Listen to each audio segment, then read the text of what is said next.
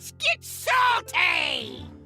Hey everyone, Zeddy here again today with a brand new video. We're continuing our review series in Forge in the Barrens, where we review every single card on a 5-star basis, 5-star being a god tier auto-include card, and 1-star being basically unplayable trash you never put in your deck.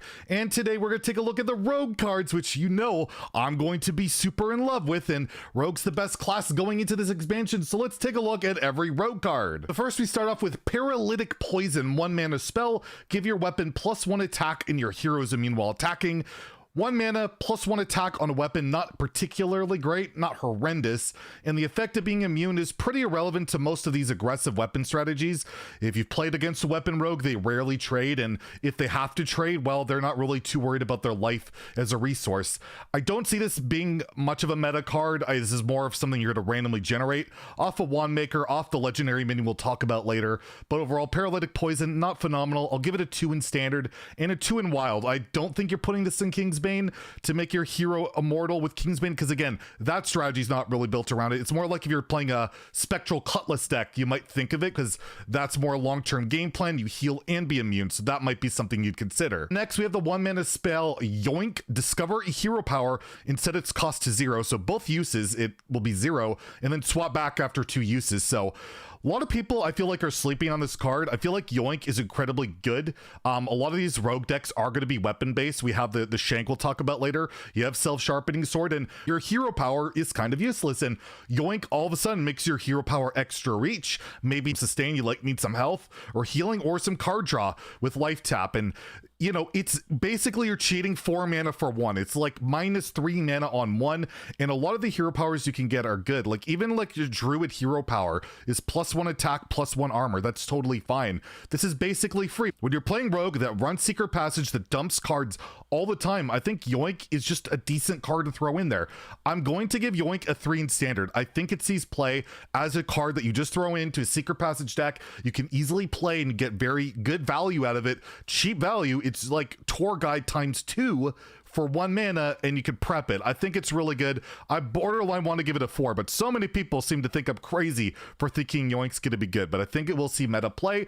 In Wild, not as much. You can't throw it in Odd Rogue, but that kind of defeats the purpose of Odd Rogue, and I don't see it in like a Kingsbane strategy. It's too slow there, so I'll give it a 2 for Wild, but I do think this will be a Standard card for sure. Next, we have the Efficient Octobot, 2 mana, 1/4 mech frenzy. Reduce the cost of cards in your hand by 1, so this takes any damage and lives, your hand becomes a -1. You can just backstab this, pen flinger it, your hand is cheaper. And is that good? Well, all the cards that Rogue likes to run these days are very cheap, and yes, you could play this and get them to be basically like 1 or 0 mana pretty reliably, because it's hard to kill a 1/4 on 2, but it's a really bad top deck. There's just better stuff to do in Rogue. On a lot of other classes, I think it'd be very playable, but Rogue wants to run such cheap and efficient things that I don't feel it goes in that strategy. There's some cool combo implications, and that'll be a really solid memes, but in terms of like actual competitive decks, I don't see it. I'm gonna give it a 2 in Standard, and I'm gonna give it a 2 in Wild as well, because again, it'll pop up into some meme decks there, but I don't think it's a real player. Next, we have Silver Leaf Poison, 2 mana, give your weapon after your hero attacks, draw a card. I saw this card, I'm like, oh great, Kingsbane in Wild now is infinite card draw, but this is a 2 mana do nothing. It does allow you to say Self-Sharpening Sword, you buff that up. Could be 4, draw 4 for 2 mana. That's pretty good, but that's over 4 turns. But they already have Swindle, they have Secret Passage, they have Cut and Class, they have all these insane card draw options. Do you need to put in Silver Leaf Poison? If you're running Swine, Tusk, Shank, I think so. I think it's worth it, because not only do you'll buff the durability on that weapon, again, we'll get to that weapon in a bit. But other than that, in Wild, it actually some bad implications with fatigue, and you just have such crazy draw in that deck already. You're often fatiguing by turn 7 and 8. It's just too slow. So I'm gonna give this a 2 in Standard. I don't think it's good enough. I think it's too slow. But if a card like Secret Passage gets nerfed, or Cunning Class, or one of those cards get nerfed in the future, then I think this card sees a lot of play. But as it stands, there's just better card draw options that are just cheaper and a lot quicker. This takes a long time to pay off, so I'm gonna give it a 2 in Standard, and I'm gonna give it a 2 in Wild. Again, good cards, but Rogue just has such an insane toolkit that I don't think it makes the cut. Next, we have Wicked Stab, the ranked spell for Rogue, and costs 2 mana. and it deals 2 damage, and then when you have 5 mana, it deals 4 damage, and then at 10 mana, it deals 6 damage. This is one of the better ranked spells. It's Eviscerate, except you don't have to combo it, but it can't deal 4 until turn 5. And people are like, I can't believe Rogue got a strictly better Eviscerate. What's the point of putting it into the wild when we're just going to reprint it? The thing is that this card is not a strictly better Eviscerate. Early in the game, Foxy Fraud Eviscerate, remove a bigger minion, is very helpful in the tempo game. This is, once you get to turn 4, it's fine, but even there, you can't combo it and make it cheap with Fraud. It's not a combo card.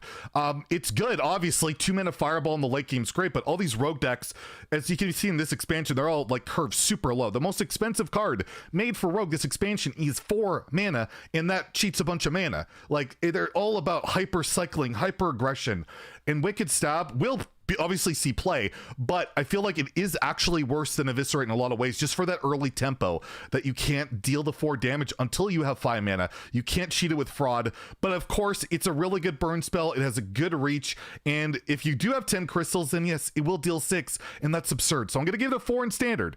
It's a ridiculous card, but Eviscerate's like a 5-star card. This is like 4 for me. It's just not quite at that level. And in Wild, do you put this in Kingsbane Rogue? You don't really run Eviscerate too often. You sometimes do, sometimes don't. Do you put a Wicked Stab in there as well?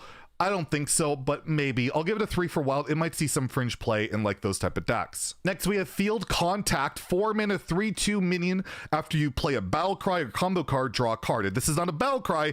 As long as this is on the board, you continuously play Battle Cry minions or cards or combo cards or minions or weapons or whatever. You will draw cards, and well, more card draw for Rogue. Do they need it? Absolutely not, but they keep getting it. Lackeys are gone. Lackeys are not in standard, so that's a big deal. You can't just combo this with a bunch of lackeys. You have to generate battle cries or combos in other ways, and there aren't as many generation effects in the game. Even Whirlwick Master is gone as well. So this is not as abusable, and I don't, again, you have Secret Passage, you have Swindle, Cutting Class. Do you need Field Contact on top of it? Maybe, I don't know. It's relatively clunky at 3 mana, and it's got a 3/2 body. You have to play it the turn. Like, you can't just play it and hope it lives. It'll never live.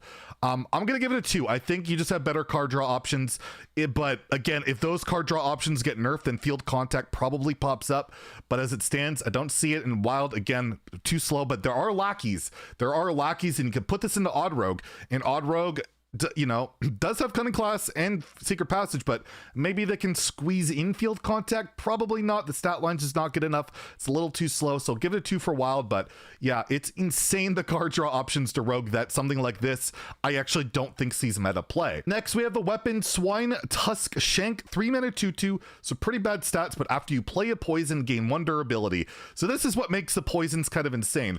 All the poisons now read give your weapon +1 durability as well, if you have this equipped, which is very good. Is this better than Self-Sharpening Sword? In the short game, no. In aggression, no. It takes a lot longer to build up. Sharpening Sword just auto buffs itself, and by the time it breaks, half the time or more than half the time, your opponent's dead. I don't see this taking Self-Sharpening Sword's strategy away or its place, but it might be its own archetype. Maybe it's more of a mid-rangey build where you're running a Steel Dancer, you're running more of that late game package. But as it stands with the legendary support, all the different poisons, I think it'll see play. I think both archetypes will be viable. Self-Sharpening Sword, Swine, Tusk, Shank. I don't know if it'll be as good, but I think it'll see play. So I'm gonna give it a 3. It'll see some play, and if Self-Sharpening Sword does get nerfed, then this goes up a lot. In Wild, you're not playing this, I think, in Odd Rogue. You have the dagger, you don't need it, and I don't think you're playing it in any other archetype because Kingsbane is just ridiculous. So give it a 2. Not a terrible card there, but there's just way better stuff to do. Then we have Apothecary Album, the legendary that goes with the weapon. 4 mana 3/2. This card is just 0. This card's a 0. Battle Cry and Death Rattle add a random poison to your hand. So instead of toxins, you get poisons, and that's all the poisons we talked about already, as well as Nitro Boost Poison, which recently got nerfed to 2, Deadly Poison, and in Wild, they nerfed Leeching Poison, which is pretty bad there because you only get lifesteal for a turn, so that feels pretty awful. But is this worth running? If you're running Shank, yes, the poisons on average are really solid. You get Deadly Poison, that's great. Nitro Boost is a bit slower, but if you're playing Shank, you're playing a slower strat, so it makes sense there.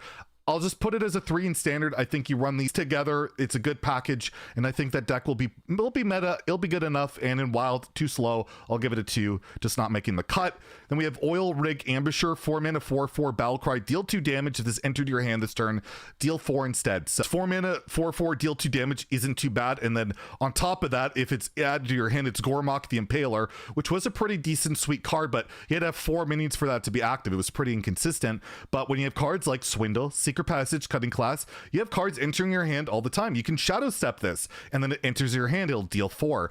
I don't think this card is too bad. I think in that like Shank deck, that's slower, more mid-rangey deck, I think Ambusher is pretty insane, and I think it'll see some play. So I'll give it a 3 out of 5 in standard. In wild, absolutely not, way too slow, give it a 2 there, but my goodness, what an insane arena card.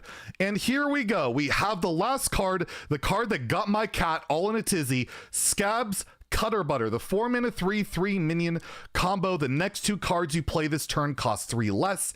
This card is ridiculous, and the main argument I've heard is it can be clunky because, well, maybe you don't, you can't play 3 cost cards, you can't cheat out. Think about Skull of Gul'dan and how insane that is in like aggro Demon Hunter, and most of the time when they draw, they get like 3 1-drops. Just 3 1-drops is fine. Just cheating 2 or 3 mana is insane. And you have cards like Foxy Fry that easily makes this active. Shadow Step. It just breaks the game in so many ways that you can basically justify running any 3-drop in the game, like the Watch Post or whatever. It's just a ridiculous card. It cheats insane mana, and it doesn't come at much of a cost at a 4 mana 3/3. I'm giving this a 5 stars in standard, and I'll give it a 2 in wild because you don't play that strategy there.